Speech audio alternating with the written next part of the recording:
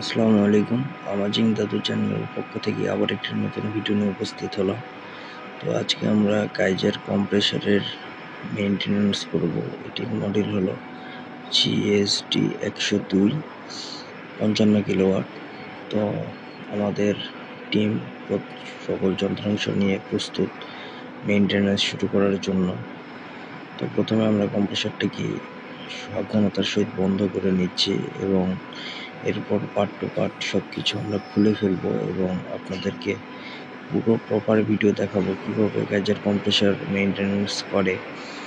তো দেখেন, আমরা কম্প্রেসর বন্ধ করা শেষে কম্প্রেসর থেকে অয়েল কুলার লাইন থেকে আমরা অয়েল আউট করতেছি।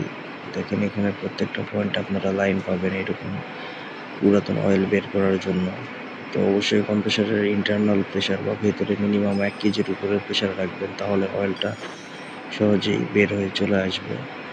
তো এদিকে আমরা কম্প্রেসরের যে ফ্রন্ট সাইড এয়ার ফিল্টার যে বক্সটা এটা খুলতেছি,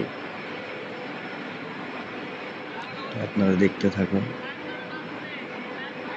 আমরা এয়ার এন্ডের হেড থেকে যে ফ্লেক্সিবল হোস পাইপটা আছে এটার কানেক্টিং রড খুলে নিছি। দেখুন, নেওয়ার পরে সেটি খুলে ফেললাম। দেখুন, আমরা সামনের অংশটা খুলে ফেলেছি এবং এটা এয়ার এন্ডের যে ইনলেট সেটার বাল্ব সহকারে দেখাচ্ছে। এরপর আমরা প্রত্যেকটি কানেকশন খুলব এবং খোলার আগে আমরা অয়েলটা বের করে নেব।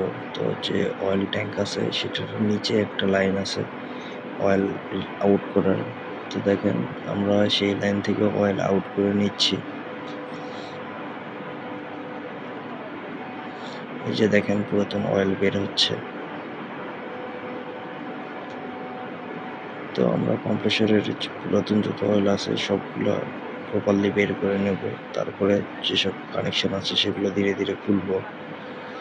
তো এখানে আরেকজন কাপলিংয়ের যে গার্ডার আছে সেটা খুলতেছিল, সেখানেও সেটা চেক দিতে হবে যে আমাদের রাবার কাপলিংটা আছে সেটা ফেটে গেছে কিনা বা ভেঙে গেছে কিনা। আর এখনও আমাদের অয়েল কুলার লাইন থেকে অয়েল বের হচ্ছেই।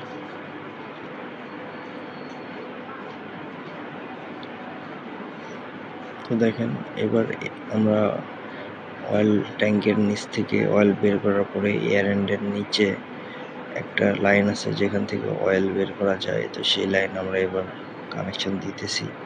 তো আপনারা দেখতে পারবেন, ওই যে দেখেন একটা ভালভ আছে যেটা আমরা প্লাস দিয়ে খুলে দিলাম। তো খুলে দেওয়ার পরে এই লাইন থেকেও ধীরে ধীরে অয়েল আসা শুরু হবে।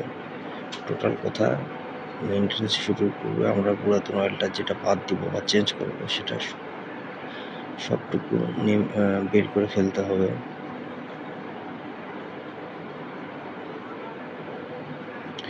যে দেখেন অয়েল বের হচ্ছে। তো আপনারা যদি আমাদের চ্যানেলে নতুন হয়ে থাকেন তাহলে অবশ্যই চ্যানেলটি সাবস্ক্রাইব করবেন। এইরকম শিক্ষণীয় যে ফুল মেইনটেনেন্সের প্রত্যেকটি পার্ট আমি পর্যায়ক্রমে আপলোড করবো এই চ্যানেলে, সুতরাং আপনারা আমাদের সাথে থাকবেন।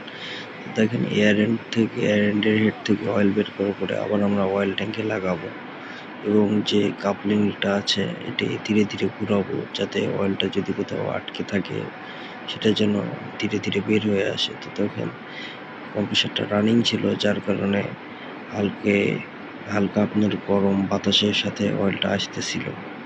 তো পার্ট 2 দেখার জন্য অপেক্ষা করুন।